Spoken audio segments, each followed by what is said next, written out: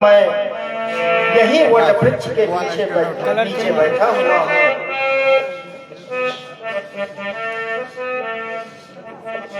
सती मैया चली गई, लेकिन शंकर जी अपने मन में विचार कर रहे हैं कि मेरे समझाने पर भी सती नहीं मानी, अब सती का कल्याण नहीं है।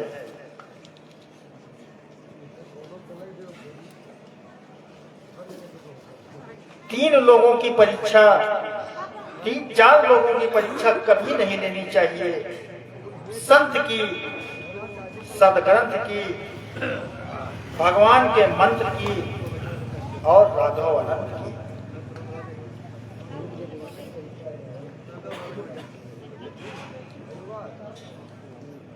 भगवान भोलेनाथ सोच रहे हैं,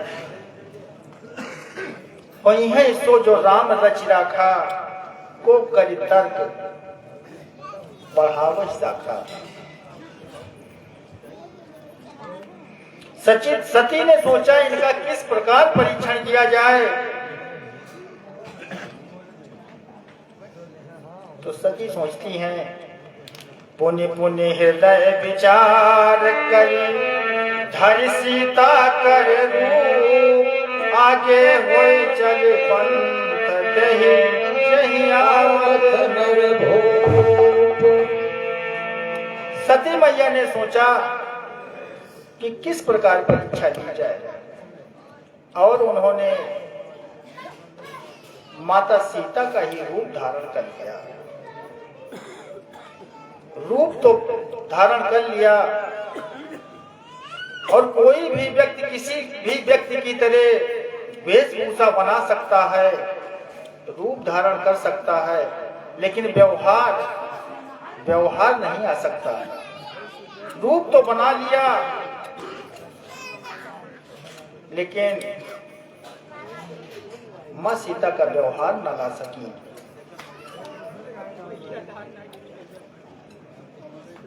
सीता माता का रूप बनाकर, और जहां राम और लक्ष्मण चल रहे थे, उनके आगे आगे चलने लगे। लक्ष्मण ने देखा तो लक्ष्मण समझ गए कि ये मेरी भाभी नहीं है, वो तो सदैव भैया के पीछे चलती हैं। लेकिन लक्ष्मण ने सोचा शायद भैया की कोई लीला चल रही हो, और सती को जब राम जी ने देखा, तो राम जी सती मैया से कहते हैं, हे माता यहाँ अकेली क्यों, किस जगह कहाँ अखिलेश्वर है, पथ भूली हो तो पहुँचा दूं, कैलाश जहाँ भूतेश्वर है। पथ भूली हो तो पहुँचा दूं, कैलाश जहाँ भूतेश्वर है।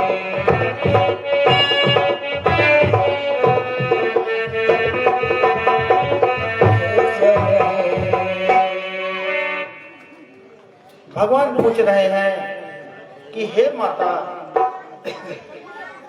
इस विपिन में आप अकेली क्यों घूम रही हैं? मैंने सीता को कुछ क्षण के लिए अकेला छोड़ा था, सो उसका हरण हो गया। भगवान ने हाथ जोड़कर सती मैया को प्रणाम किया, और कैसे प्रणाम किया? अपने पिता के नाम के साथ प्रणाम किया। जोरी पानी प्रभु कीन प्रणाम, पिता समेत कीन निज नाम। जोरी पानी प्रभु कीन प्रणाम पिता समेत कहे वो बहोरी कहाँ बेस के तू विपिन अकेली बिरहु के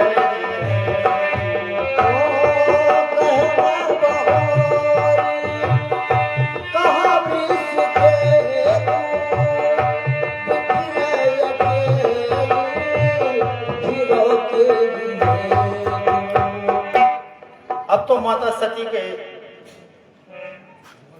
शरीर में कंपन होने लगा, कुछ नहीं बोली। माता सती चुपचाप वहां से वापस चल दी हैं और रास्ते में देखती हैं, जिस तरफ भी नजर उठाकर देखती हैं, राम सीता और लक्ष्मण हर तरफ उन्हें दिखाई दे रहे हैं।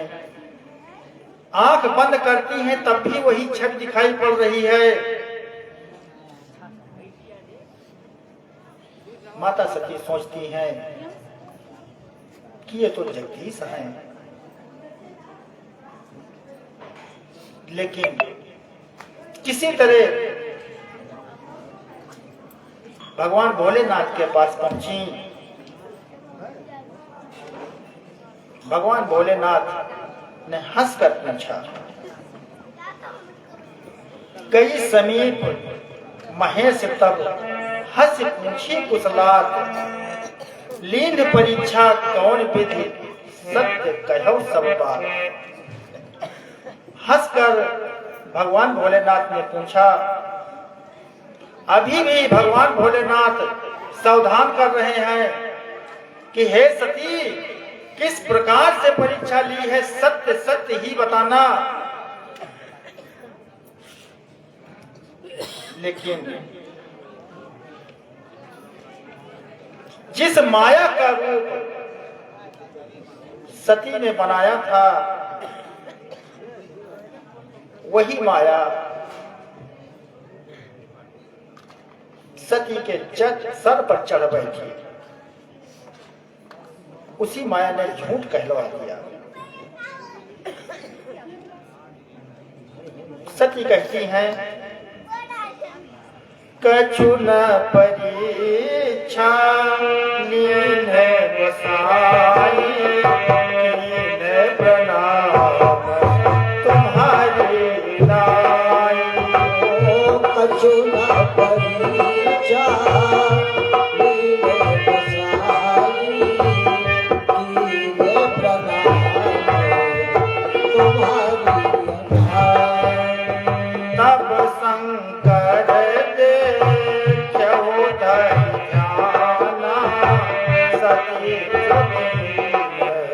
चरित सब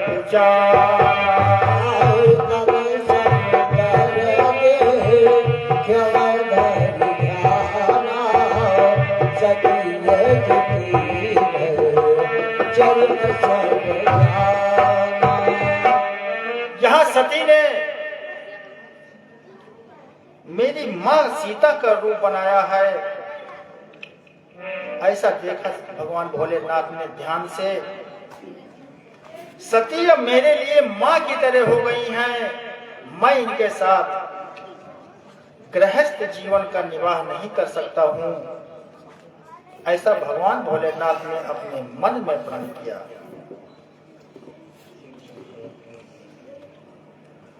और भगवान भोलेनाथ कहते हैं कि मैं सती को त्याग भी नहीं सकता हूं, क्योंकि यह प्रिया है। भगवान भोलेनाथ कहते हैं, इसमें मेरे सती का भी दोष नहीं है, ये तो भगवान की माया का प्रभाव है, जिसने मेरी सती से झूठ कहलवा दिया। गोस्वामी तुलसीदास जी यहाँ एक सूत्र देते हैं कि हमें अपने प्रियजनों में कभी कोई कमी नहीं ढूंढनी चाहिए। कमी होने पर भी हमें कमी नहीं ढूंढनी चाहिए। बहुरे राम माँ यही से रुनावा रे सती झूठ महावा। आए बहुरी राम यही सिरुनावा रे सती झूठ कहावा। शंकर जी ने सोचा कि मैं सती से कहूंगा नहीं कि मैंने तुम्हारा त्याग कर दिया है, मैं अपने व्यवहार से इन्हें बताऊंगा। और जैसे ही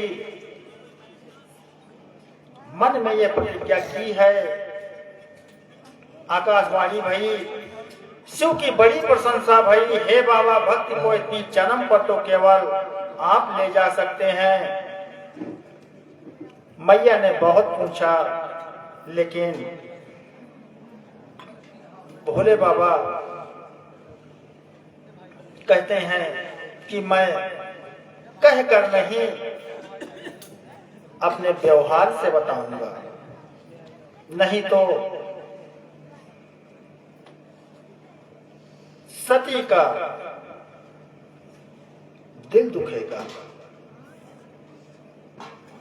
दिल्ली के एक बहुत अच्छे साधक कुमार विश्वजीत जी अब तो रहे नहीं, गोलोकवासी हो गए, लेकिन उनका एक बहुत ही सुंदर भजन है। और नहीं चाहिए दिल दुखाना किसी का, नहीं चाहिए दिल दुखाना किसी का। चाहिए दिल दुखाना किसी का। नहीं चाहिए दिल दुखाना किसी का। सदा ना रहा है, सदा ना रहेगा जमाना किसी का। नहीं चाहिए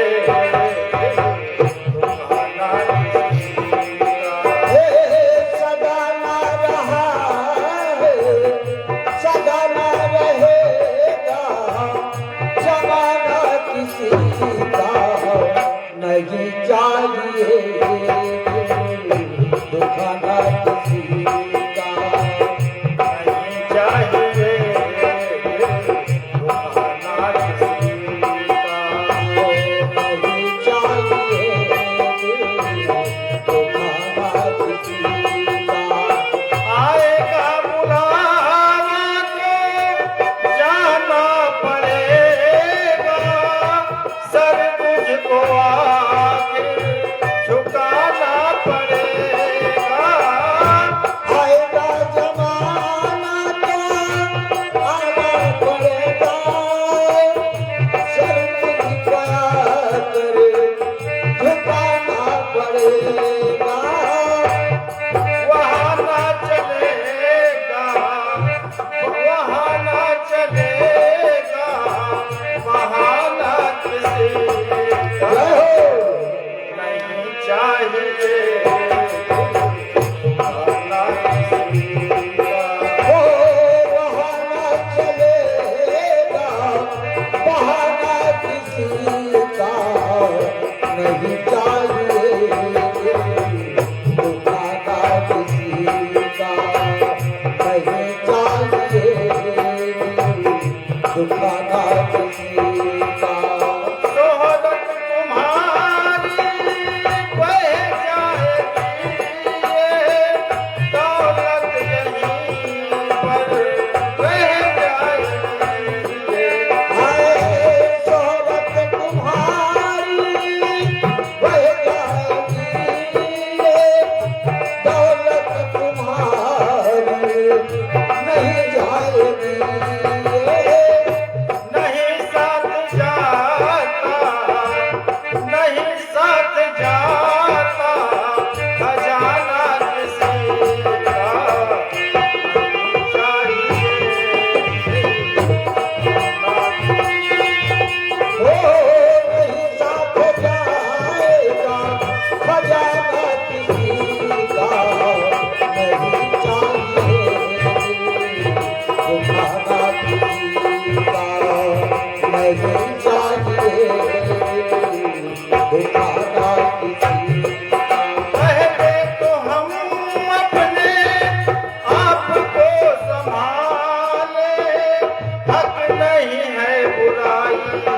औरों में निकाले। पहले तो हमें अपने हक को संभाले, हक तो नहीं है ये क्या संभाले।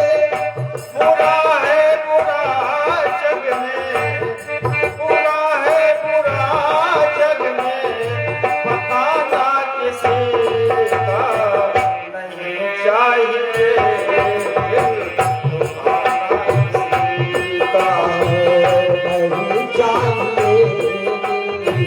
दुबारा किसी का, नहीं चाहिए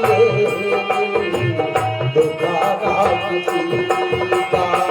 दुनिया का गुलशन सदा ही रहेगा, ये तो जहाँ है लगा ही रहेगा। दुनिया का दौलत सदा ही रहेगा, ये तो जहाँ रहेगा।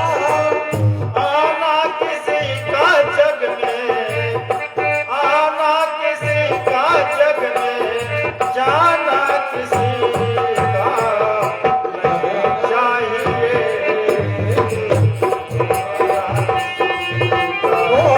सदा ना रहा है, सदा ना रहेगा, जमाना किसी का नहीं चाहिए,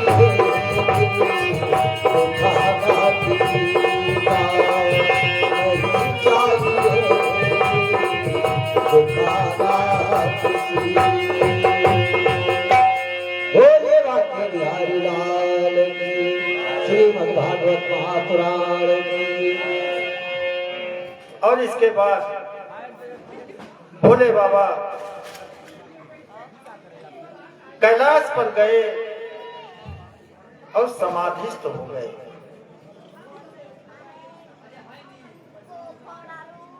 बहुत काल बीतने के बाद में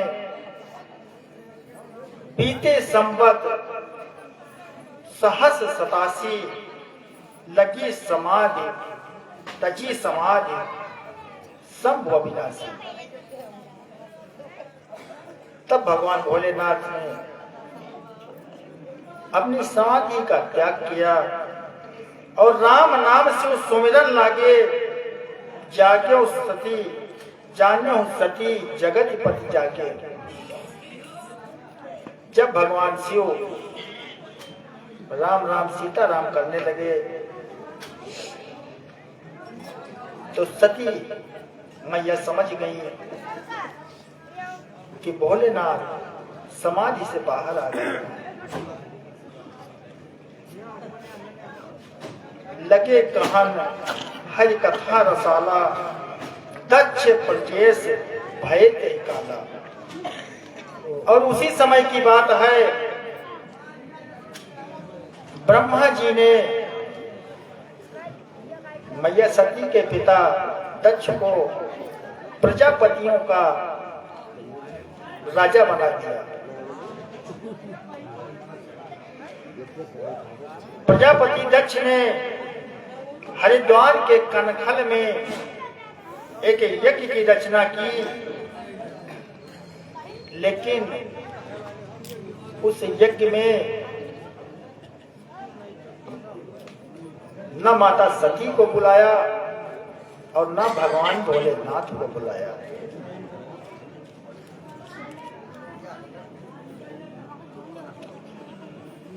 परीक्षित पूछते हैं सुखदेव जी से कि महाराज कृपया ये बताइए कि आखिर किस कारण से दक्ष प्रजापति भगवान शिव से इतना द्वेष रखते थे। तो सुखदेव जी कहते हैं कि हे राजन, एक बार एक सभा में सारे देवता बैठे हुए थे और वहीं पर दक्ष प्रजापति का भी आगमन होता है। सभी देवताओं ने उठ उठ कर प्रणाम किया, सिवाय ब्रह्मा विष्णु और महेश के।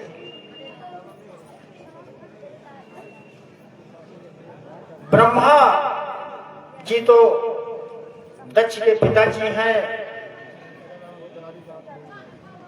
और भगवान विष्णु ब्रह्मा जी के भी पिताजी हैं। अतः वो दक्ष प्रजापति के बाबा जी हुए। इन दो लोगों की तो कोई बात नहीं, लेकिन दक्ष ने सोचा कि ये अभिमानी शंकर, ये तो मेरा दामाद है, इसे तो मेरा प्रणाम करना चाहिए था। इसी द्वेष से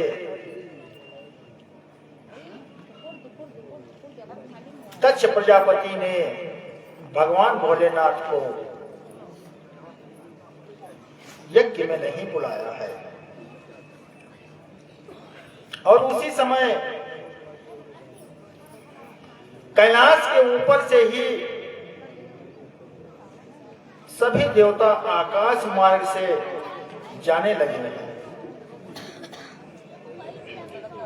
सती ने भगवान शिव से पूछा कि नाथ, ये देवता कहाँ जा रहे हैं? तो भगवान शिव ने सारी बातें माता सती को बताई।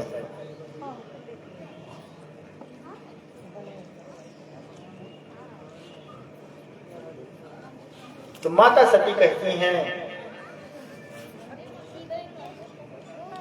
कि नाथ, मेरे पिताजी के यहाँ इतना बड़ा यज्ञ है, मुझे भी जाना चाहिए।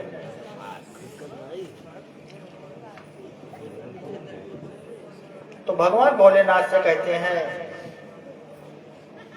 देवी, तुम्हारे पिता ने हमको बैर से नहीं बुलाया है और हमारे ही बैर की वजह से तुम्हें भी नहीं बुलाया है, इसलिए वहां मत जाओ, वहां जाने से तुम्हारा कल्याण नहीं होगा। सती कहती हैं, नाथ, मित्र, स्वामी, पिता और गुरु के घर तो बिना बुलाए भी जाना चाहिए। भगवान भोलेनाथ से कहते हैं कि हे सती, अवश्य जाना चाहिए, लेकिन यदि भूलवश किसी ने ना बुलाया हो तो जाना चाहिए। अगर किसी बैर भाव से उसने नहीं बुलाया है तो इन जगहों पर भी जाने से बचना चाहिए। लेकिन सती मैया नहीं मानी। शंकर जी ने दिए मुख्य गण संग, तब विदा की पुराण।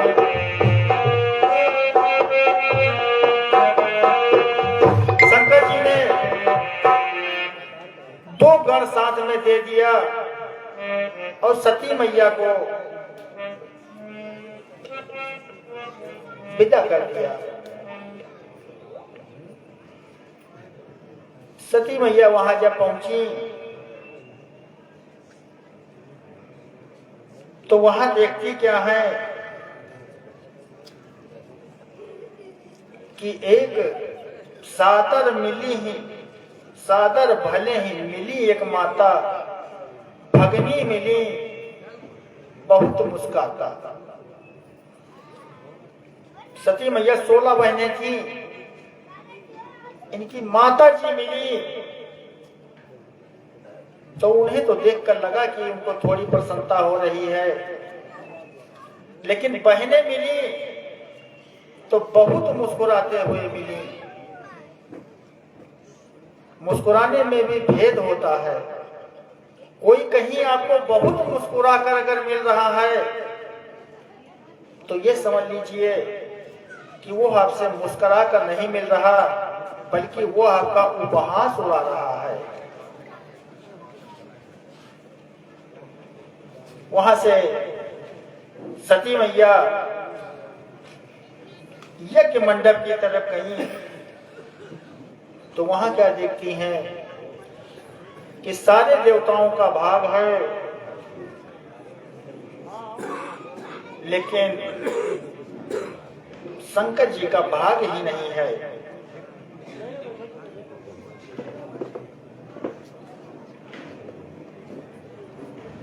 यह स्थिति देखकर सती मैया बहुत क्रोधित हो गई। सती मैया ने कहा कि मेरे इस मूर्ख पिता ने मेरे पति का अपमान किया है और यदि मैं अब जीवित रहूंगी तो मैं दक्ष की पुत्री ही कही जाऊंगी, इसलिए आज मैं अपने इस शरीर को ही त्याग दूंगी। और सती मैया ने अपने दाहिने पैर की अंगुष्ठ से योगाग्नि को प्रज्वलित किया है और वहीं अपने शरीर को जलाकर भस्म कर दिया।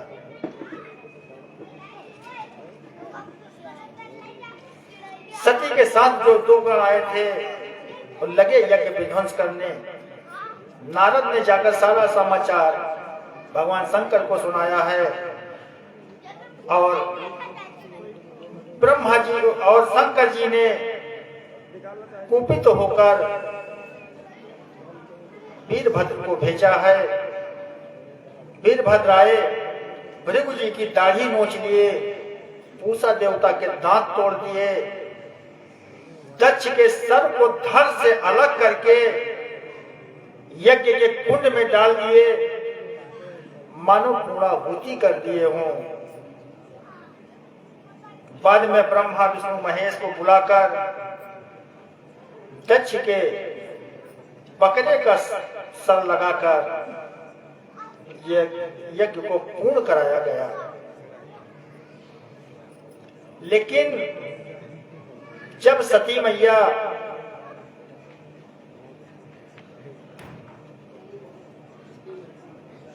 प्राण त्यागने लगी तो उन्होंने राम जी से एक वरदान मांगा। सती मरण हरि सन पर मांगा, जन्म जन्म पद अनुरागा। सती मरत हरि सन पर मांगा, जन्म जन्म पद अनुरागा। यही कारण नहीं में गिर गए जाई, जननी पाए पति तन पाई। यही कारण गिर जाई, जननी पाए पति तन पाई। मरते समय सती ने भगवान राम से यह वरदान मांगा कि हे नाथ, मुझसे गलती हुई थी, मुझे आप ये वर दीजिए कि मेरे कितने भी जन्म हो, हमेशा भगवान भोलेनाथ के चरणों में मेरा अनुराग बना रहे। और माता सती का अगला जन्म हिमांचल के यहाँ भया है, पर्वतराज हिमांचल के यहाँ। बोलिए पर्वती पार्वती मैया की जय। कुछ दिन बीते, पार्वती मैया थोड़ी बड़ी हुई। एक दिन नारद जी हिमांचल के भवन में पधारते हैं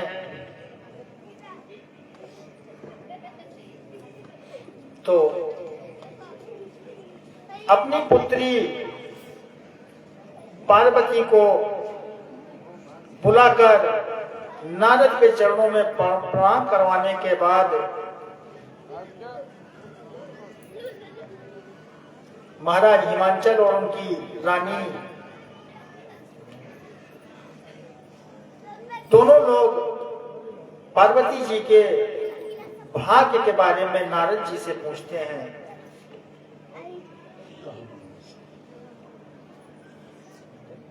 पूछते हैं कि हे महाराज, मेरी पुत्री का हाथ देखकर यह बताइए कि इसके अंदर दोष क्या क्या है।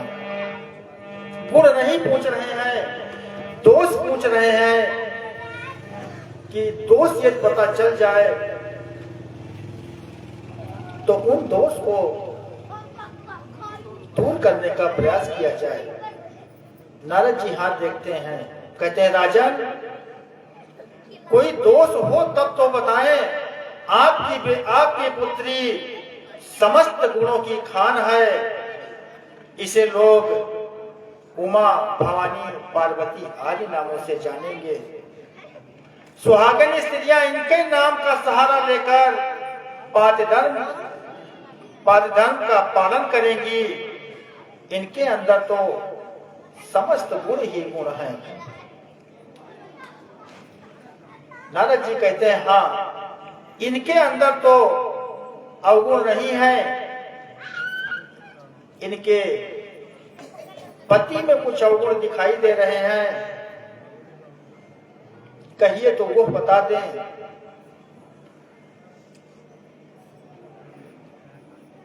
नारद जी बताते हैं, अगुण अमान मात पितुहीना, उदासीन सब संशयहीना। हे महाराज,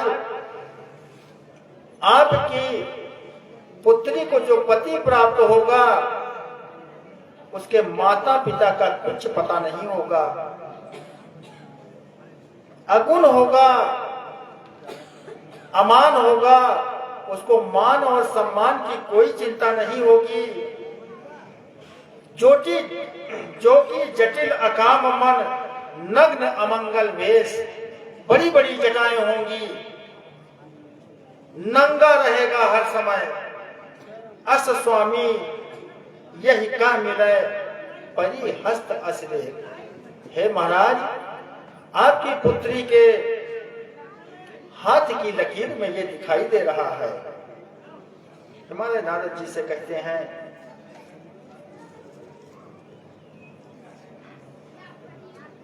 नारद जी, कोई उपाय करिए, किसी तरह मेरी पुत्री का विवाह कहीं अच्छे जगह पर हो जाए। नारद जी कहते हैं, कहे मुनि से हिमवंत सुन, जो विधि दिखाना, देव तनुज नर नाग मुनि हे राजन, जो इसके भाग्य में मेरे परम पिता ब्रह्मा जी ने लिख दिया है, उसे देव दानव ऋषि मुनि कोई भी मिटाने वाला नहीं है। यह बात तो सत्य होकर रहेगी। लेकिन नारद जी कहते हैं कि एक उपाय है।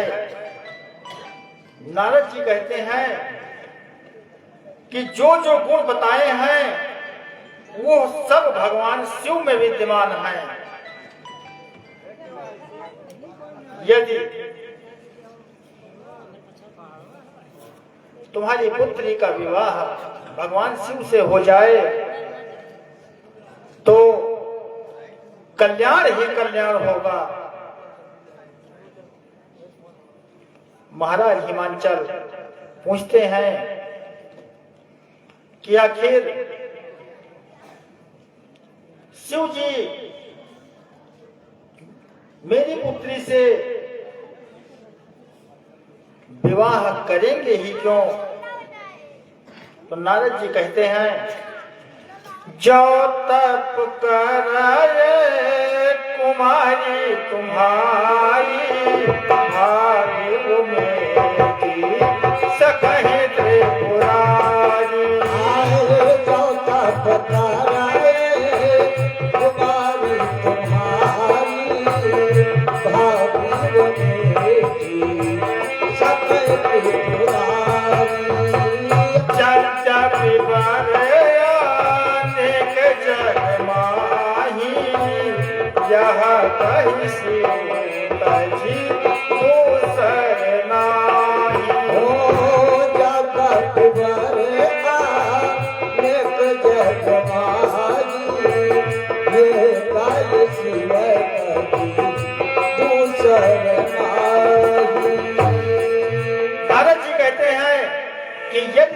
पुत्री तपस्या करे और भगवान भोलेनाथ को पति रूप में प्राप्त कर ले, तो जो जो गुण इसके पति में मैंने बताए हैं वो सारे गुण भगवान भोलेनाथ में विद्यमान है। सती मैया तुरंत घर छोड़कर तपस्या के लिए चली गई और सती मैया ने बड़ी घोर तपस्या की है।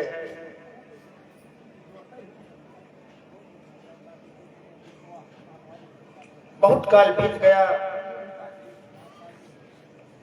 तपस्या करते करते तो आकाशवाणी हुई। आकाशवाणी कहती है, भयउ मनोरथ सुफल सब सुन गिरिराज कुमार। हे गिरिराज कुमारी, आपके सारे मनोरथ सिद्ध होंगे। आकाशवाणी कहती है कि अस तप काहू न कीन भवानी, भय अनेक धीर मुनि ज्ञानी। हे भवानी, आज से पहले इतनी कठिन तपस्या किसी ने नहीं की थी। आकाशवाणी ने कहा, हे भवानी, यदि घर से माता पिता बुलाने आए और रास्ते में सप्त ऋषियों से भेंट हो तो समझ लेना कि तुम्हारा मनोरथ पूर्ण होगा।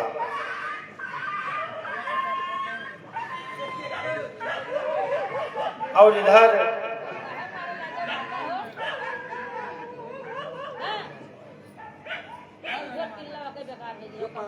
जब से सती ने अपना तन त्याग कर दिया था,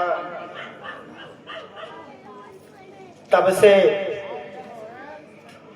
भगवान भोलेनाथ के भी मन में वैराग्य आ गया था। जब से सती जाए तन त्यागा, तब ते शिव मन आया हो विरागा। ओ जब ते सती जाए तन त्यागा, तब ते शिव मन आया हो विरागा।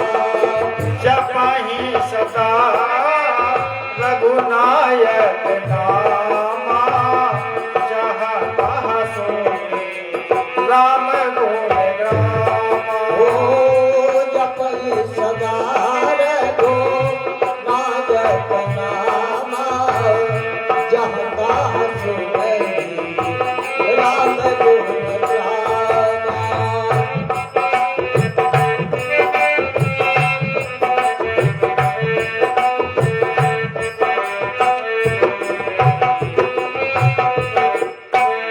एक दिन अचानक शिव जी के सामने राम जी प्रकट हो गए। शिव जी के सामने कथा सुनाने के बाद में राम जी ने शंकर जी से पूछा, कहिए बाबा, कथा कैसी लगी? तो भगवान भोलेनाथ ने कहा कि नाथ, जब आप जैसा वक्ता होगा तो कथा का कहना ही क्या। राम जी ने कहा,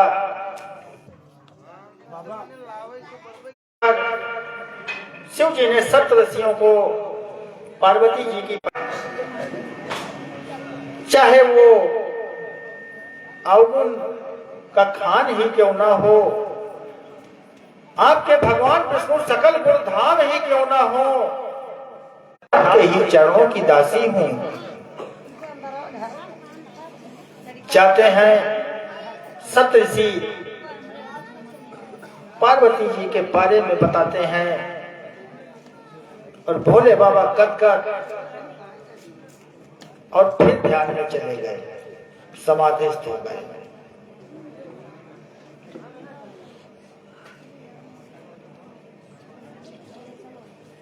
तभी उसी समय एक घटना और घटित भई एक ताड़कासुर नाम के राक्षस का जन्म भया और उसने ब्रह्मा जी की घोर तपस्या की। ब्रह्मा जी ने जब वरदान मांगने को कहा तो उसने वरदान मांगा कि मुझे ऐसा वरदान दीजिए कि मैं अमर हो जाऊं।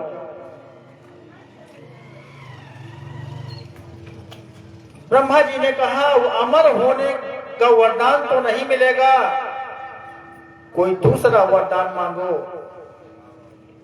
घटना उस समय की है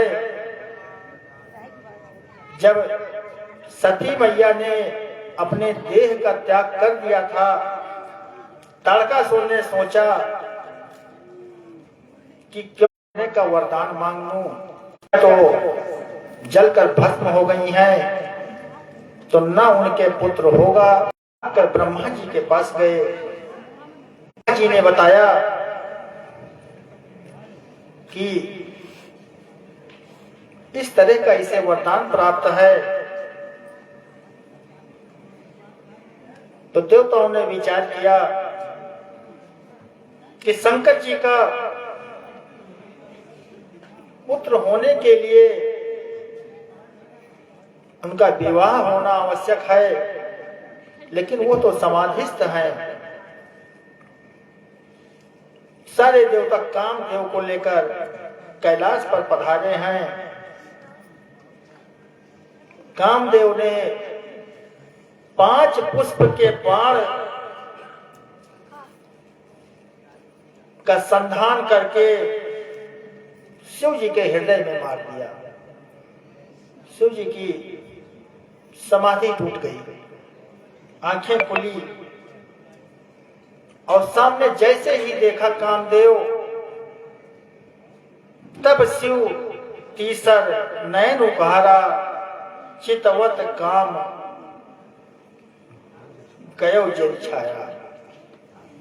जैसे ही दृष्टि पड़ी वैसे ही कामदेव जलकर भस्म हो गए।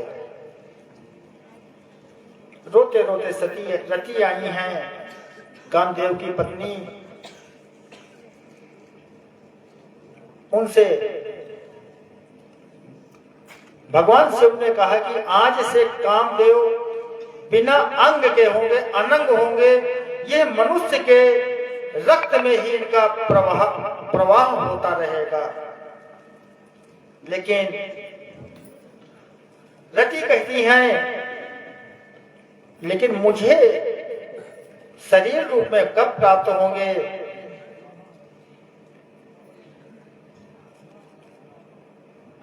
तो भोलेनाथ कहते हैं, यहां पर केवल एक चौपाई में गोस्वामी तुलसीदास ने पूरा कृष्ण चरित्र लिख दिया है। गोस्वामी तुलसीदास कहते हैं, जब जदुवंश कृष्ण अवतारा होई है महामय धारा। ओ जब जदुवंश कृष्ण अवतारा, हरिहर सकल महामय धारा।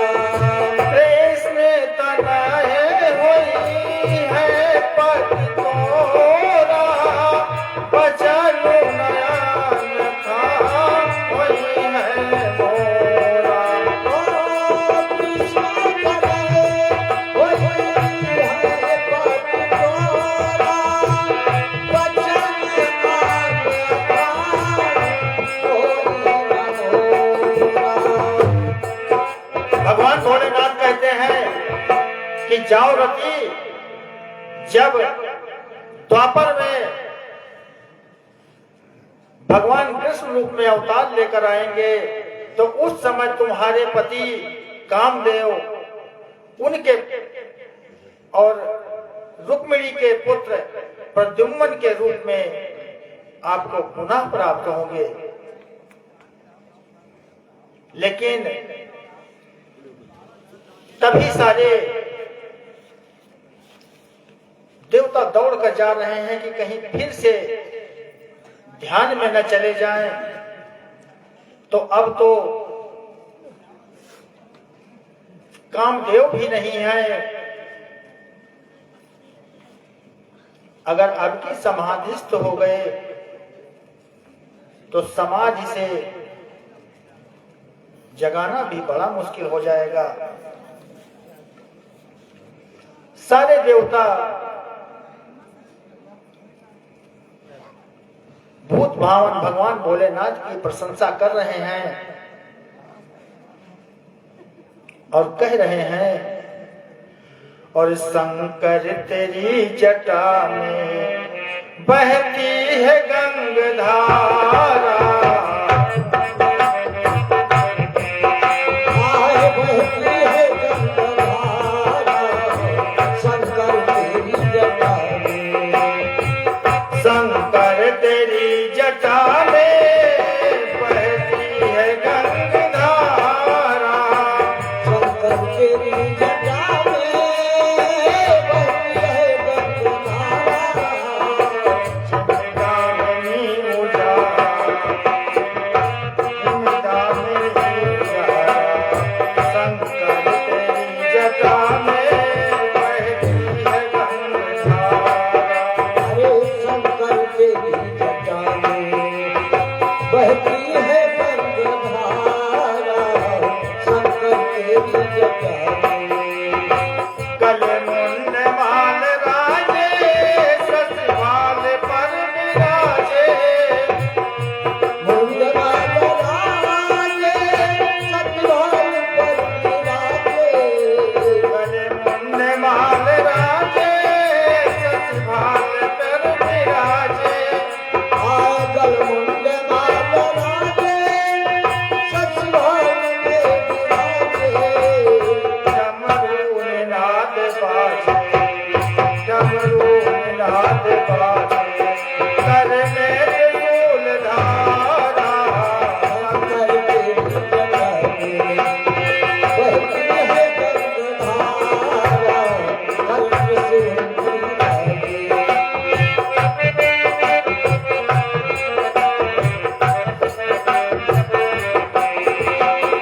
सारे देवता भूत भावन भगवान भोलेनाथ की प्रशंसा कर रहे हैं और शंकर जी देवताओं से पूछते हैं, कहा वो अमर आए के हेतु, हे अमर आप लोग किस कारण से यहाँ आए हैं? तो ब्रह्मा जी इंद्र से कहते हैं, इंद्रदेव जाइए और हमारे यहाँ आने का कारण बताइए। तो इंद्र देवता कहते हैं,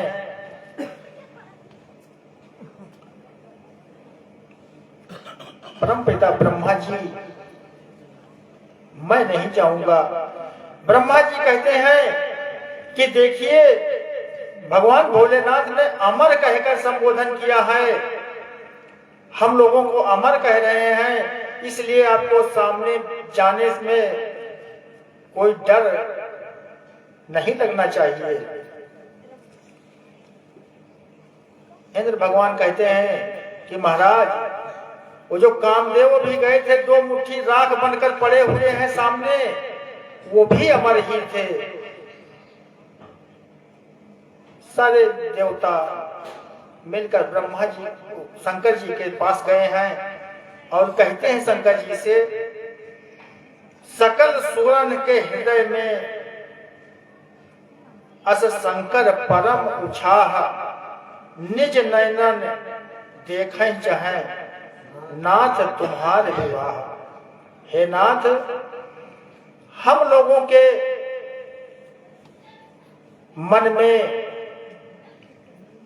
अपने नयनों से आपका विवाह देखने की इच्छा है। शंकर जी तो समझ ही रहे हैं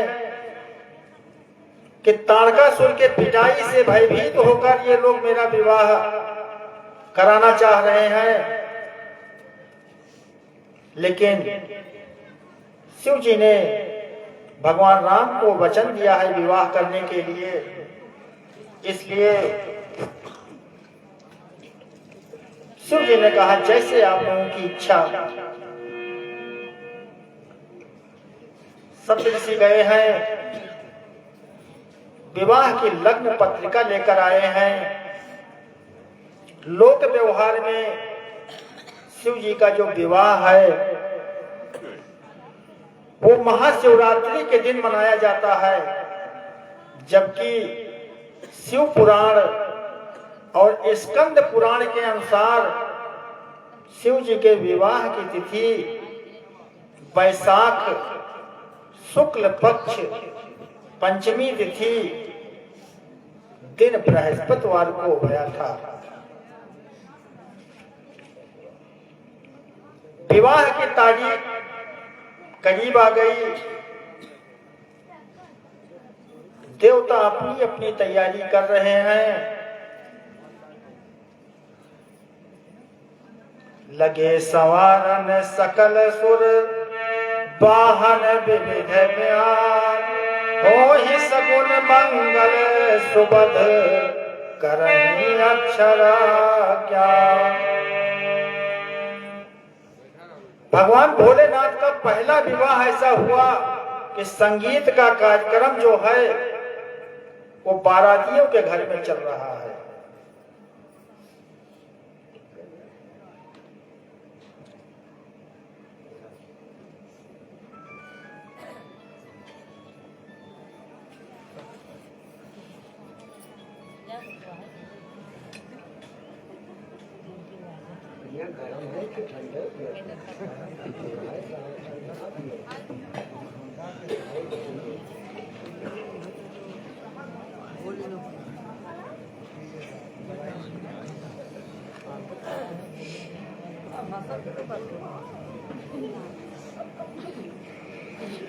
विवाह की तारीख आ गई है।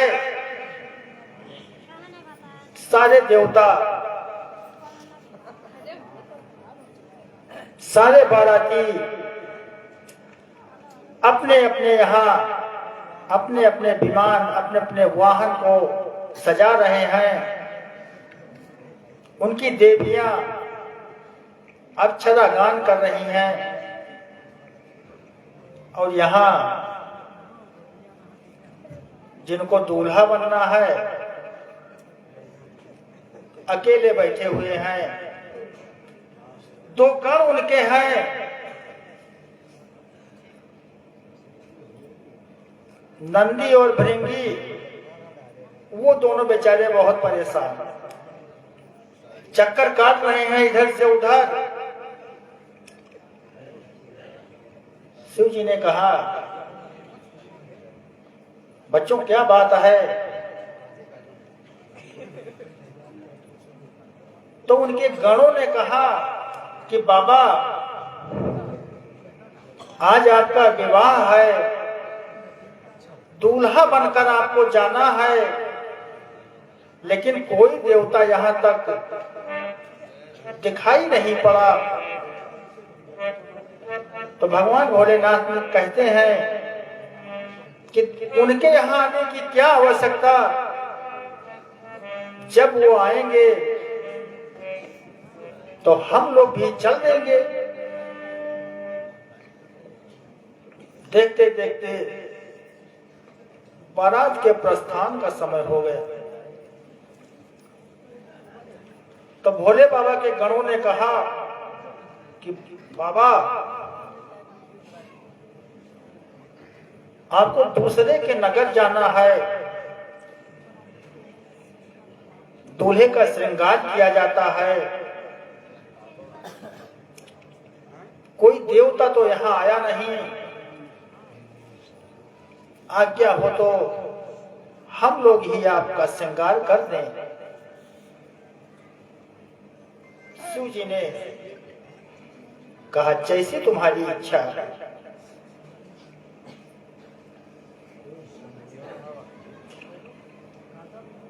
शिव जी के गण शिव जी का श्रृंगार कर रहे हैं। आइए गोस्वामी तुलसीदास जी के द्वारा हम और आप मन से और भाव से श्री शिव जी दूल्हे सरकार का श्रृंगार करते हैं। शिव ही शंभु गण करहि श्रृंगारा, शिवाहि शंभो करहि श्रृंगारा, जटा मुकुट आहि मौर सवारा, जटा मुकुट आहि मौर सवारा, कुंडल कंकण पहिरे जाला, कुंडल कंकण पहिरे जाला, तन विभूति पट के हरिशाला, तन विभूति पट के हरिशाला, शशि ललाट सुंदर सिरुगंगा, शशिलालाट सुंदर सिरगंगा, नयन तीन उपपीत भुजंगा, नयन तीन रूप दीप भुजंगा, करल कंठ उर नर सिरुमाला, गरल कंठ और सिरमाला, असिव पेश सिव धामत पाला, शिव भेष शिव धामत पाला, करत शूल अरु डमरू विराजा, कर त्रिशूल और डमरू विराजा, चले बसह चढ़ी बाजहि बाजा, चलो बसाहा चली बाजहि बाजा, चले बसहि चढ़ी बाजहि बाजा, चल बसाहा चली बाजहि बाजा,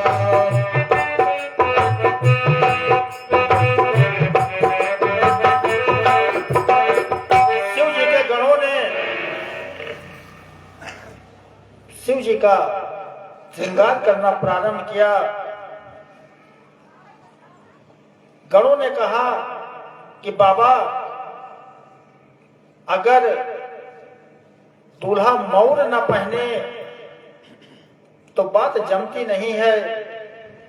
तो शंकर जी ने कहा, यहां मौर कहां रखा है? तो उनके गणों ने कहा, बाबा आप रुकिए, और दौड़कर गण गए हैं।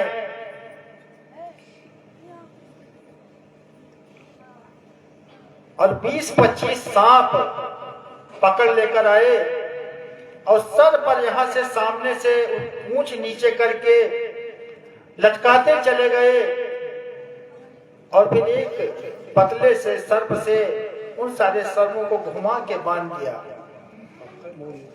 अब सारे सर्प जिनका मुंह ऊपर था, ऊपर से उन्होंने जब फन काट लिया तो शंकर जी के गणों ने कहा कि देखिए बाबा, ये हो गया मोर। इससे अच्छा मोर संसार में आज के पहले न किसी ने पहना था और न अब आपके बाद कोई पहनेगा। बिच्छू का कुंडल बना है, सर्प का बाजू बंद बना है, वासुकी नाग से यज्ञोपवीत बनाया गया है। और फिर शंकर जी के गणों ने कहा कि बाबा, सारा श्रृंगार तो हो गया, लेकिन जब तक दूल्हा पाउडर ना लगाए तब तक सुंदर नहीं लगता। शंकर जी ने कहा यहाँ कैलाश पे पाउडर कहाँ रखा है। तब तक एक गण दौड़ के गया। एक चिता की राख अभी ठंडी ही हुई थी कि ला करके पूरे शरीर में उसने चिता की भस्म को पोत दिया। एक तो भगवान भोलेनाथ वैसे ही कपूर की तरह है, कर्पूर गौरम करुणावतारम, और दूसरा चिता की भस्म को लपेट दिया। अद्भुत रूप दिखाई पड़ रहा है। तब तक देवता भी अपने अपने विमान से बारात जाने के लिए कैलाश पर आ गए। तो देवताओं की स्त्रियों ने जब शंकर जी को देखा तो उन्होंने अपने मन में विचार किया, क्या इस दूल्हे के लिए भी विधाता ने किसी दुल्हन को बनाया है? और जब विष्णु भगवान ने इस तरह का वेश शंकर जी का देखा तो विष्णु भगवान ने सारे देवताओं से कहा कि आप लोग अपनी अपनी जमात लेकर आगे चलिए, क्योंकि दूल्हे के अनुरूप बारात नहीं है। सारे देवता अपनी अपनी जमात लेकर आगे चले गए हैं। नंदी ने देखा, कहा बाबा सारे बाराती भाग गए, बैठिए आप, मैं अभी इनको पीछे छोड़ दे रहा हूं। भोलेनाथ ने कहा जाने दो उन्हें, अपने वाले बारातियों को बुलाओ।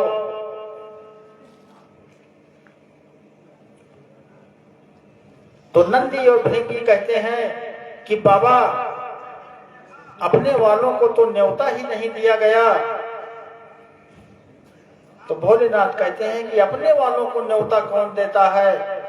भला शादी विवाह में कोई भूत प्रेत पिशाच आगनी डाकनी को भी न्योता देखता है?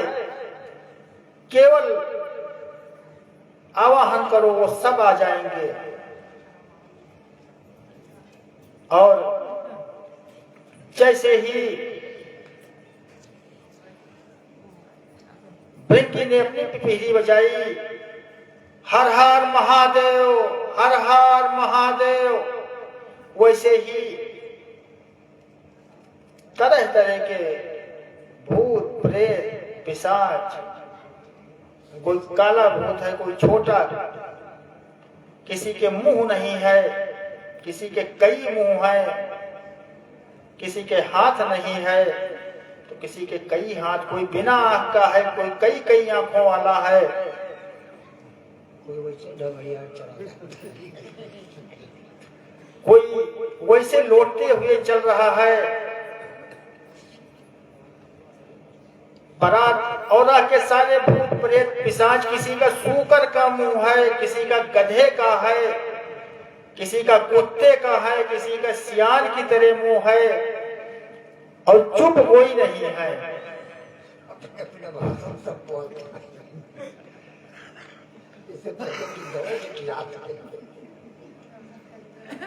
सब अपनी अपनी भाषा में गा रहे हैं। अब आप विचार कीजिए कि कुत्ता, गधा, सुअर, सियार सब एक साथ अगर गाने लगेंगे या बोलने लगेंगे, कितनी मधुर आवाज निकलेगी। उसी तरह मधुर आवाज निकल रही है। और बारात जब चलने का समय आया तो भृंगी ने कहा बाबा, तो कहे हाँ। कहा एक काम और है। बाबा बोले बताओ। कहा काम यह है कि नाथ आज कुछ पहन लीजिए, आप एकदम नंगे रहते हैं, वहां दूसरे के द्वार पर जाना है।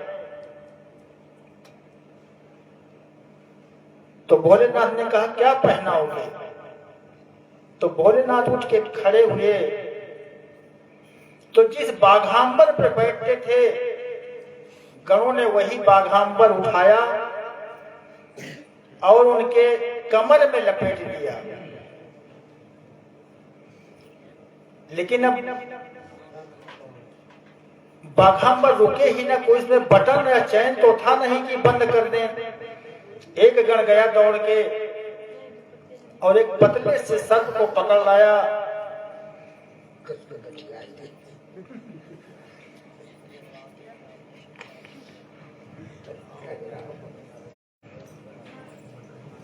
और एक, अगर तुम यहां से खिसके तो सारी इज्जत चली जाएगी।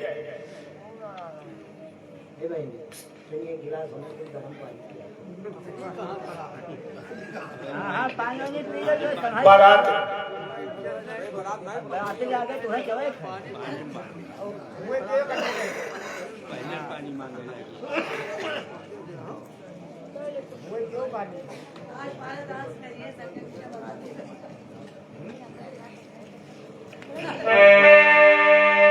बोले भूत भावन भोलेनाथ महाराज की। हमरे झोलिया महाराज आए जाए चला गया।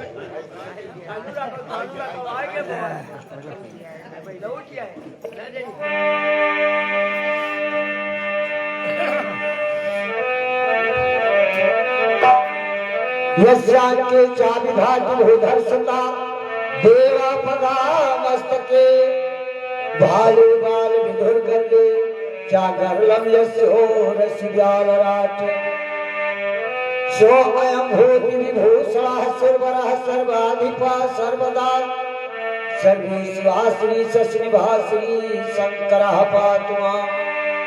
बोले शंकर भगवान की। शिव समान दाता नहीं विपत्ति निदारण हार, लज्जा मेरी राखिए प्रभु बैला के असवार। और जटाओं में गंगा जी बहार करे, भक्तों का बेड़ा पार करे।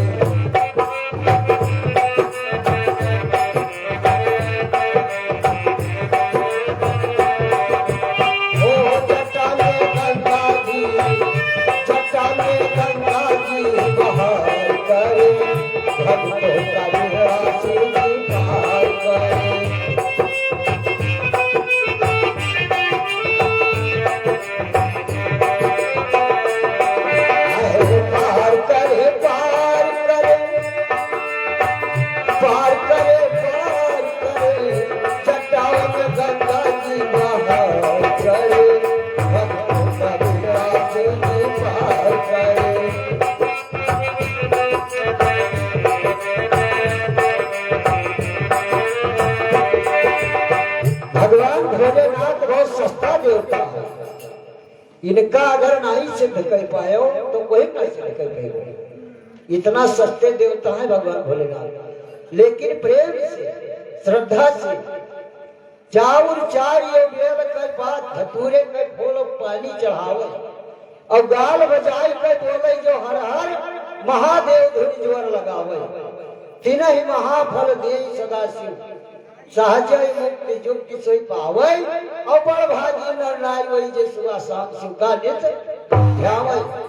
अरे जटाओं में गंगा की बहार करे, भक्तों का बेड़ा पार करे।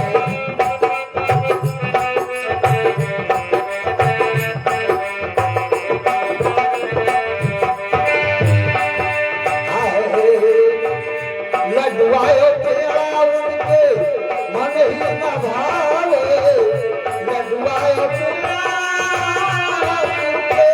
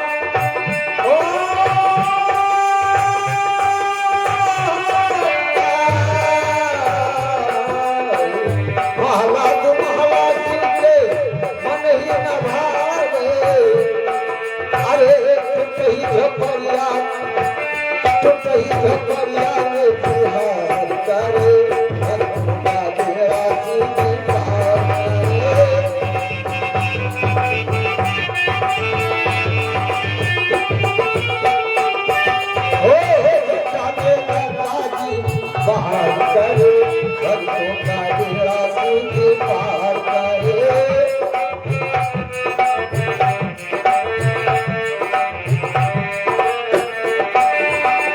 हाथी और घोड़ा चुके मन ही न भावे, हाथी और घोड़ा चुके मन ही न भावे, मन ही न भावे, हाथी और घोड़ा चुके। तो फिर अरे बुढ़वा बाया रे आशीर्वाद करे, भक्तों का बेड़ा तुझे पार करे।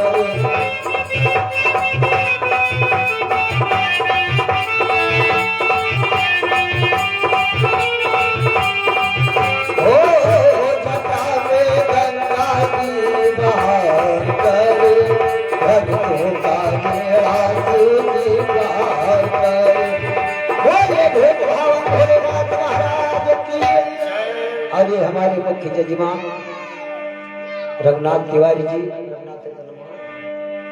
तिवारी जी के कर कमलों द्वारा भगवान भोलेनाथ के चरणों में इस पावन प्रसंग पर ये 100 रुपये भगवान के चरणों में सादर समर्पित कर रहे हैं। भगवान इनका कल्याण करें, आशीर्वाद और धन्यवाद। ऐसे ही ऐसा अवसर भगवान देते रहे, बार बार यही आशीर्वाद है और यही मेरा धन्यवाद है। धन्यवाद।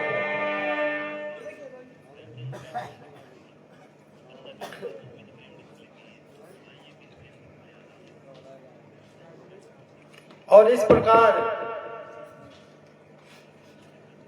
भगवान भोलेनाथ की अपने जमात के साथ बारात चल पड़ी है। देवता लोग पहले पहुंच गए हैं।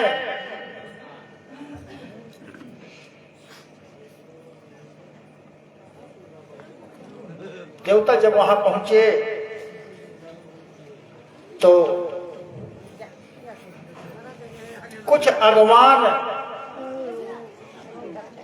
पहले शादी विवाह में जब बारात गांव के निकट पहुंचती थी तो 4-6 बड़े बुजुर्ग रिश्तेदार अगवानी के लिए खड़े रहते थे। वही अगवान सब अगवानी करने के लिए खड़े हैं। तो सबसे पहले इंद्र भगवान अपने एरावत से आते हुए दिखाई दिए। तो लोगों ने देखा तो कहा ये हाथी पे बैठे आ रहे हैं, लग रहा यही दूल्हा है। इसका मतलब यही दूल्हा है। इंद्र जी आए तो अगवानों ने हाथ जोड़कर पूछा, आप ही दूल्हे सरकार हैं? तो इंद्र ने कहा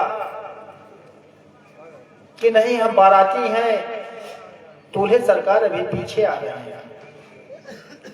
अब तो अगवान और खुश, सोचे कि जब बाराती इतना सुंदर तो दूल्हा कितना सुंदर होगा। उसके पीछे भगवान विष्णु अपने गरुड़ से आते हुए दिखाई दिए। तो अगवानों ने कहा कि यह तो पक्का ही दूल्हे सरकार ही हैं। विष्णु भगवान से अगवानों ने पूछा, आप ही हैं ना दूल्हे सरकार? तो विष्णु भगवान ने कहा,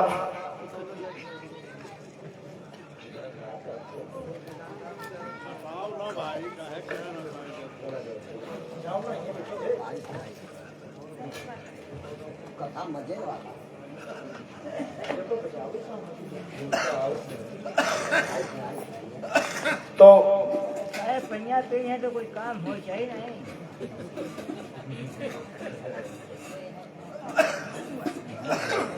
भगवान विष्णु ने कहा कि दूल्हे सरकार अभी पीछे आ रहे हैं। अब तो जितने अगवान थे सब नाचने लगे। कहे जब बाराती इतने इतने सुंदर हैं तो दूल्हा कितना सुंदर होगा। विष्णु भगवान मन में सोच रहे हैं कि वो तो पता ही चलेगा भी।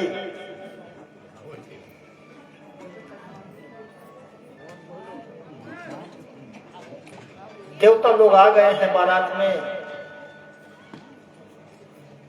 स्वागत सत्कार होने लगा, जलपान चल रहा है कि तब तक पीछे से आवाज आने लगी, हर हर बम, हर हर बम, हर हर बम, बम बम बम। शिव जी की जमात भी धीरे धीरे आ रही थी।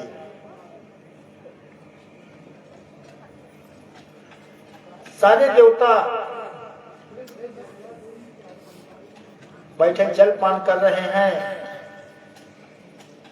तो भगवान विष्णु ने सारे देवताओं से कहा कि जो कुछ भी आए खाते पीते रहना, क्योंकि जब तक पीछे वाले लोग नहीं आ रहे हैं तभी तक ये जितने अगवान हैं, पानी पिलाने वाले हैं,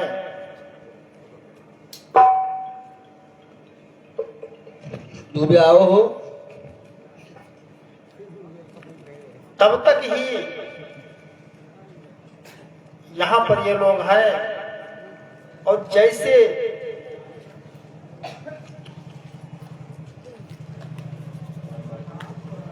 दूल्हे वाली जमात आएगी वैसे ये सारे लोग यहां से भाग जाएंगे।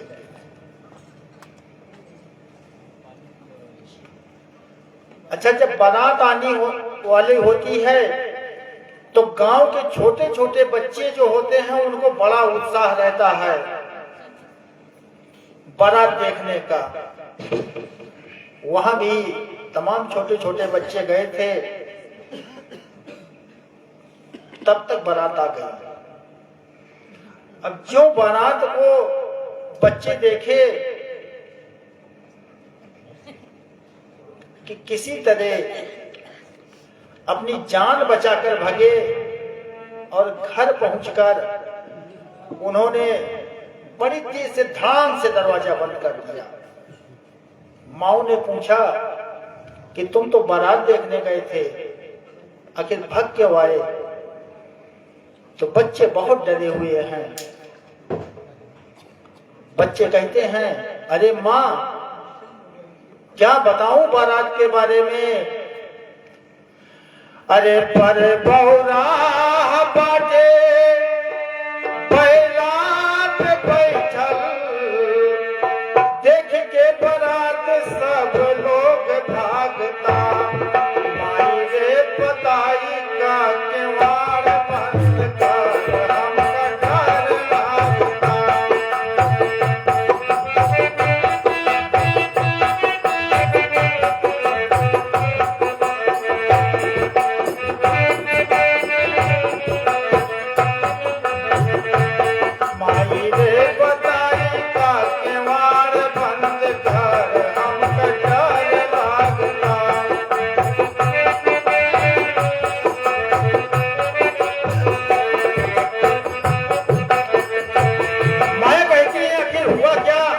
बच्चे कहते हैं, माँ पूछ मत क्या हुआ? दूल्हा का मुढेर लागे जमदूत रे,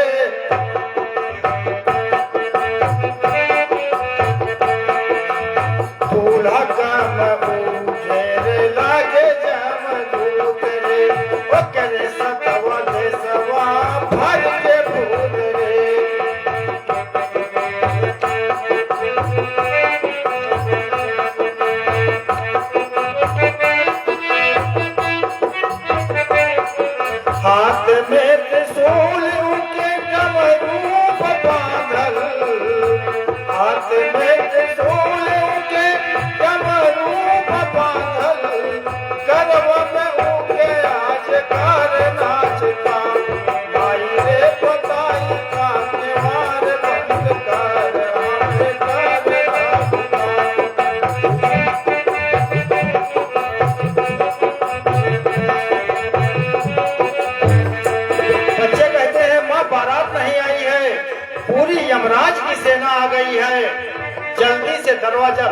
लो, अगर एक भी घुस गया तो कोई बचेगा नहीं।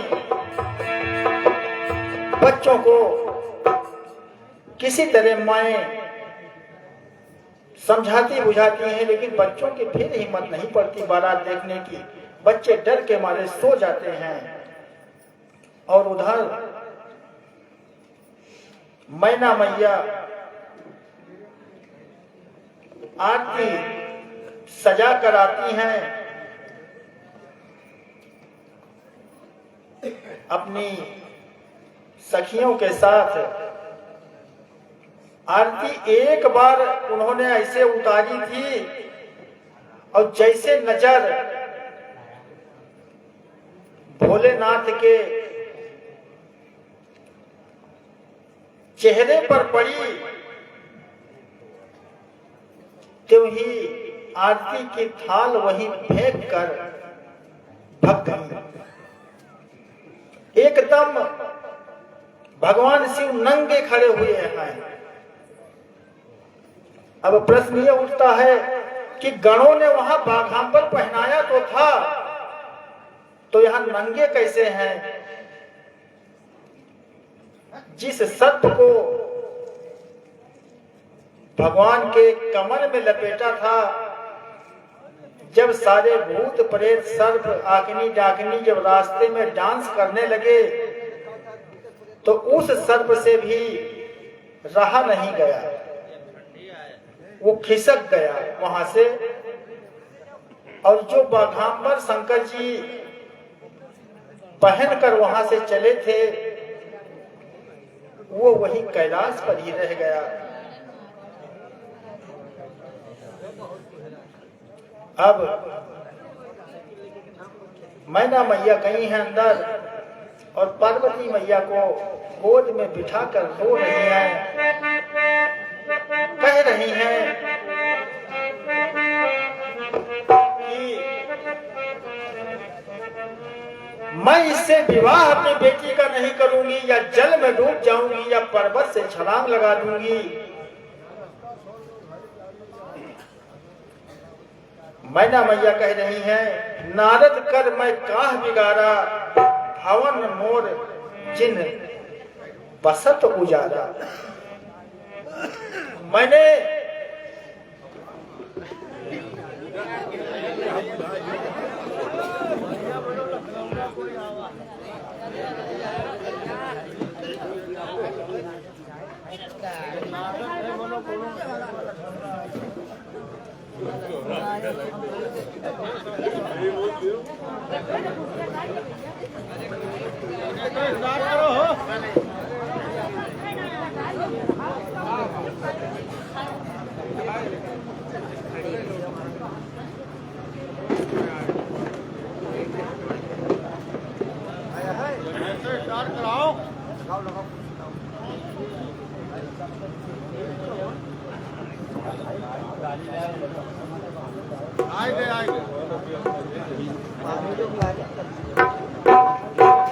शंकर जी का विवाह है।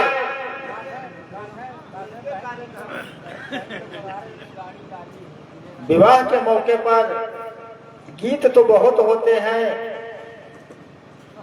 परछन गीत, कारी विवाह गीत, लेकिन एक विवाह गीत। अब भगवान भोलेनाथ के जब ऐसे विकराल रूप को देखा मैना माता ने, तो नारद को धिक्कारा, क्योंकि नारद भगवान मां पार्वती के विवाह में अगुवाकार रहे। नारद को धिक्कारते हुए कहा मैना माता ने, मैं नारद कर काह बिगाड़ा और बसत भवन जन्म और उजारा, मुझे तो संसार में कहीं मुख दिखाने के योग्य नहीं रखा। ऐसे हालत में अपने सर को पीटते हुए महाराज हिमांचल के आगे पहुंची और कहने लगी, कैसन बियाहवा करायो बाबा नारद, दूल्हा है बहुत खराब।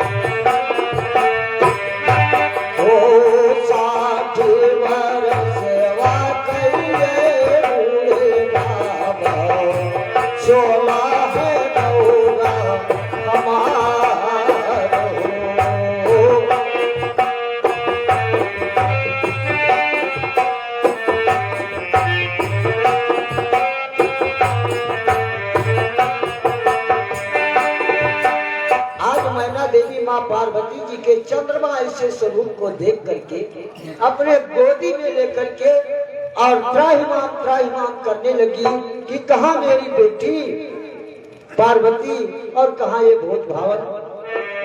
बोली है मैना देवी सुनो बेटी गौरा, नहीं पर पड़ा है कहार हो, ऐसे निर्मोहिया संग ब्याह न करबे, जकरे है घर न दुआर हो, ऐसे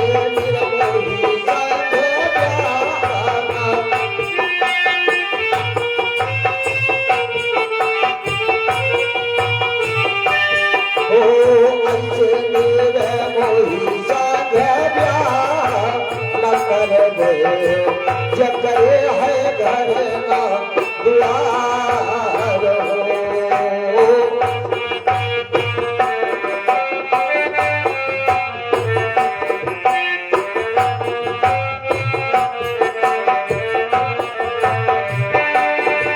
अरे मारो उजारी डरबे पंडित कामर भई, नहीं करबे गौरा विवाह हो, ऐसे बांधानी संग ब्याह न करबे, चाहे गौरा रही है कुआर हो, ऐसे बांधानी संग ब्याह न करबे, चाहे गौरा रही है कुआर हो।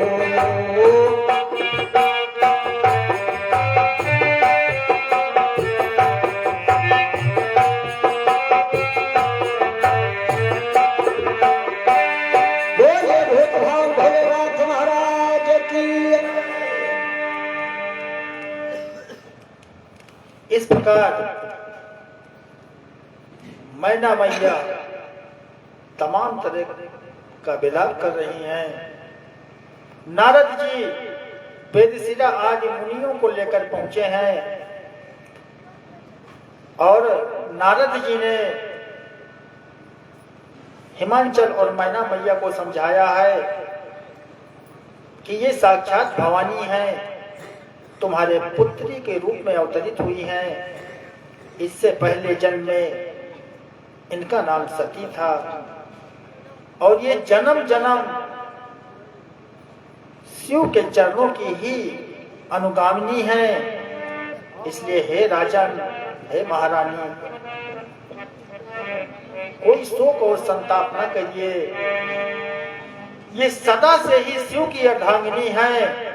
यह आपका सौभाग्य है कि आपके घर में आपकी बेटी के रूप में साक्षात जगत जननी ने अवतार लिया है। नगर का पुनः श्रृंगार कराया गया है। पहला श्रृंगार हिमांचल जी ने अपनी बेटी के विवाह के लिए किया था। दूसरा श्रृंगार जगत जननी के विवाह के लिए किया जा रहा है। और ब्रह्मा जी के आदेश से भगवान शिव ने पीतांबर वस्त्र धारण किया है और विवाह मंडप में आकर भगवान शिव पधारे हैं। पानी ग्रहण जब कीन महेशा, ये हर से तब सकल सुरेशा। पानी ग्रहण जब कीन महेशा, ये हर से तब सकल सुरेशा। वेद मंत्र मुनि परउचरहि, जय जय जय शंकर सुर करहि।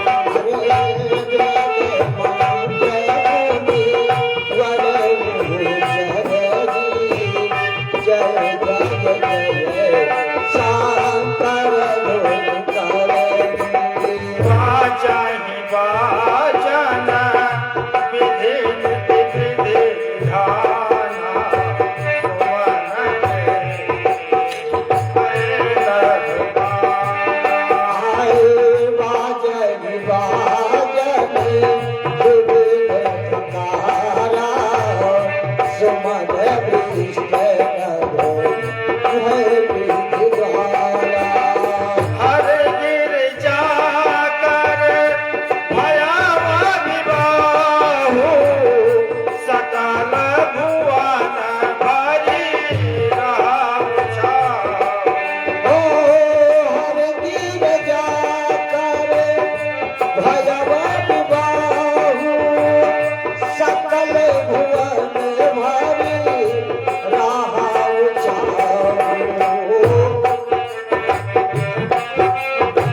और इस प्रकार वेद और श्रुतियों में जितनी भी विधि भगवान शिव के विवाह जितनी भी विधि विवाह की बताई गई है, वेद सिरा आदि मुनियों ने वो सारी रीति के अनुसार भगवान शिव और मां पार्वती का विवाह कराया है। माता सुनैना माता नैना पार्वती मैया को समझाती हैं, करहु सदा शंकर पद पूजा नारी धर्मपति तज नहीं पूजा। ओ करव सदा शंकर पद पूजा नारी धर्मपति हिमालय ने बहुत सारा दहेज देकर बारात को विदा किया है, जिसका वर्णन शब्दों में नहीं किया जा सकता। बहुत काल बीतने के बाद में काफी समय बीत गया, तब भगवान कार्तिकेय का जन्म हुआ है। तब जन्म वखड़ बदन कुमारा, तारक असुर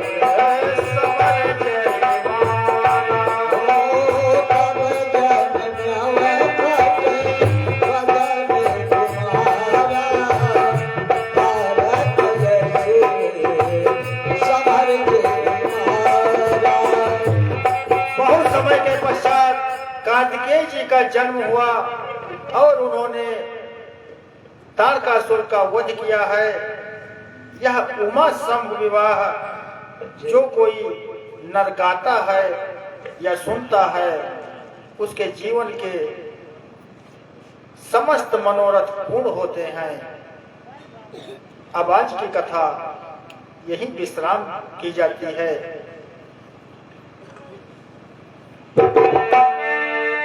अरे कांधा बरसाने में आ चलियो बुलाए गई राधा प्यारी।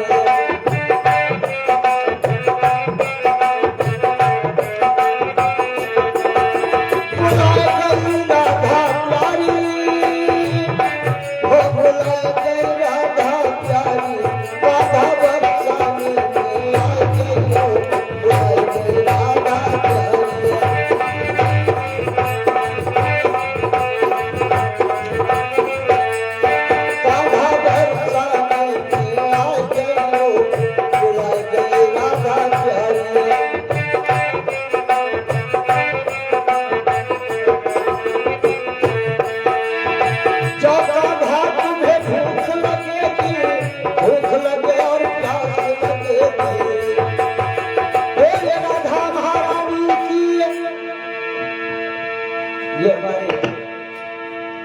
भैया शरद कुमार जो हमारी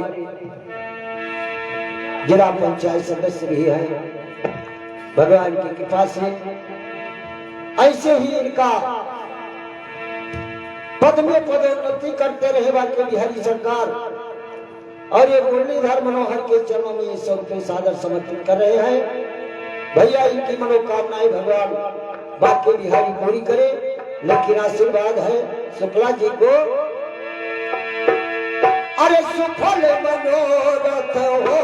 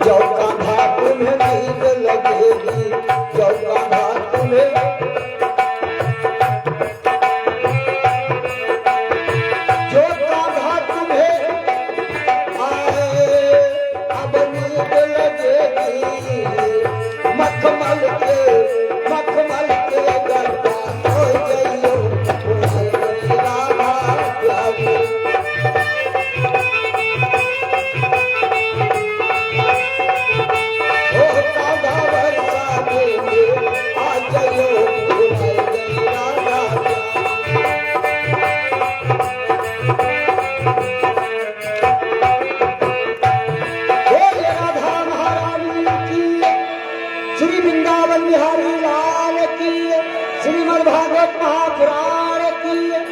आइए भगवान की आरती करें और सभी लोग ध्यान दे करके प्रभु के चरणों में समर्पित हो जाए। धन्यवाद।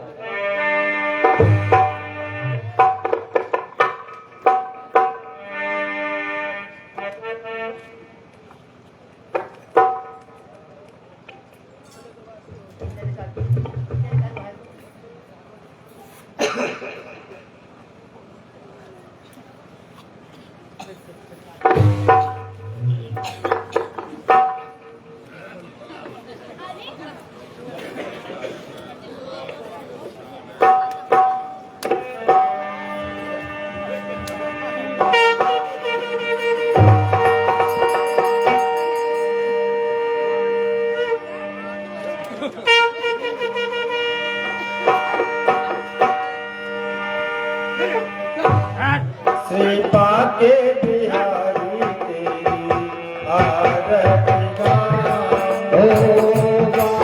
के बिहारी तेरी आरती गाऊं। आरती गाऊं प्यारे तुमको रिझाऊं। आरती गाऊं प्यारे तुमको रिझाऊं। आरती गाऊं प्यारे तुमको रिझाऊं।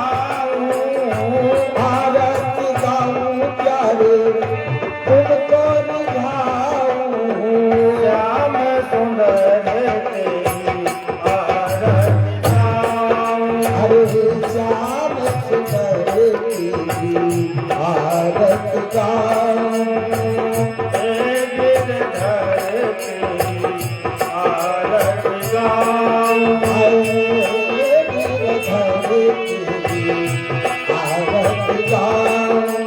मोर मुकुट शीश पे सोहे।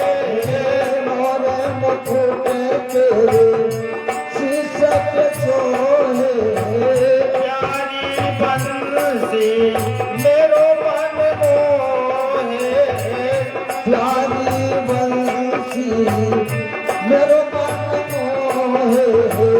देखी छवि बड़ी हारी जाऊं।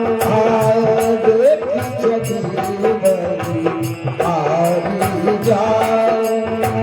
आगे बिहारी तेरी आरती गाऊं। ओ बाके बिहारी तेरी आरती गाऊं। चरणों से निकलती है गंगा प्यारी। चरणों से निकली है गंगा प्यारी। इसमें सारी दुनिया तारी। ओ जिसमें सारी दुनिया तारी। मैं उन चरणों में शीश झुकाऊं। आए मैं उन चरणों की शीश झुकाऊं।